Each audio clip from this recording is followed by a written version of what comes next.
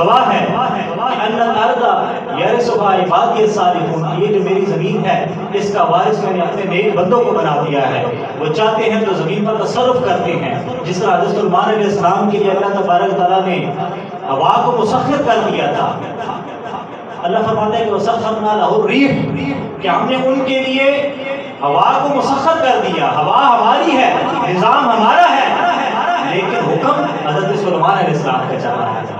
آگے فرمایا کہ وہ ان کے حکم سے آہستہ آہستہ بھینی بھینی چلتی ہے، نرم نرم چلتی ہے۔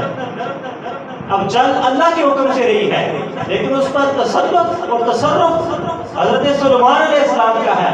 سلیمان علیہ السلام کا آرڈر ہے کہ وہ آہستہ آہستہ چلے۔ جب طوفان آتا ہے تو طوفان کا وہ رخ پھیر دیتے ہیں، اس نے جانا سیدھا ہے طوفان ہے، لیکن وہ اس کا رخ موڑ کر اس طرف کر دیتے ہیں۔ وہ کیوں کر دیتے ہیں کہ اللہ تبارک تعالیٰ نے طاقت عطا فرما دی اور مسخر کر دیا، ہوا کو ان کے تابع کر دیا۔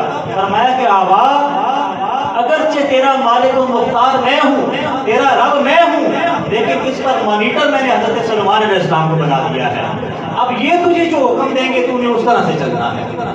تو اس طرح سے جنوں کو مسخر کر دیا، کتنی کتنی طاقتیں عطا فرمائی۔ حضرت داؤد علیہ السلام کو اللہ تبارک تعالیٰ نے لوہے کو ان کا تابع کر دیا، جس طرح ہم موم کو موڑ لیتے ہیں، جس طرف چاہیں اس طرح سے موڑ سکتے ہیں۔ تو آپ کے سامنے لوہا اس طرح تھا، آپ لوہے کو اپنی مرضی سے جس طرح موڑے اس طرح وہ ہاتھ سے موڑ جاتا تھا۔ تو یہ طاقت اور تصرف اللہ تبارک تعالیٰ اپنے نیک بندوں کو عطا فرما دیتا ہے۔ پھر وہ طاقت اللہ کی ہوتی ہے، اس کو چلانے والے آگے اللہ کے نیک بندے ہوتے ہیں، جس